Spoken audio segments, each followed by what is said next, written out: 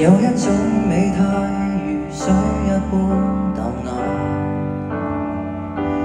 傳說有一種智慧能讓你我瀟灑，曾期望過的終日在變化，怕風吹雨打，雨點降下，雨灑腳下路更分岔。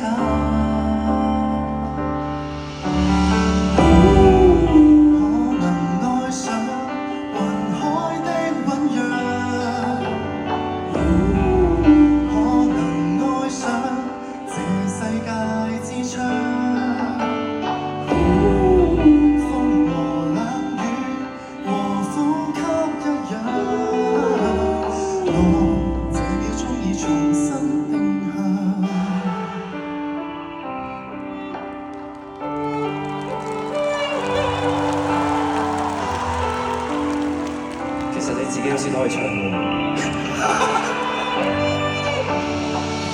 OK， 傳說有一種語言能感化生命嗎？這雙手再不冷，傳說再不需探索，這個是一刻。隨住重播的冬日在暖化，過去將它留吧，只想寄望，只想盼望下作分岔。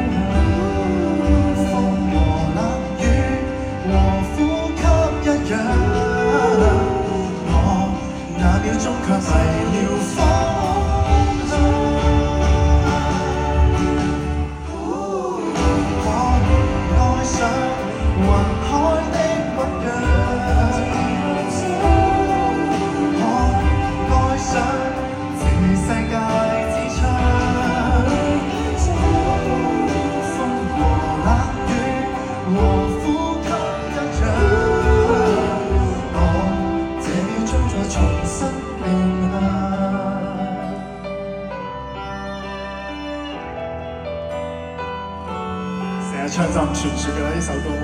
原來係咁特登啊！傳説啲㗎嘛 keep 住佢咁神秘咁傳説。OK， 我哋多謝大家，再次俾掌聲同嘉軒。多謝。4年後再見。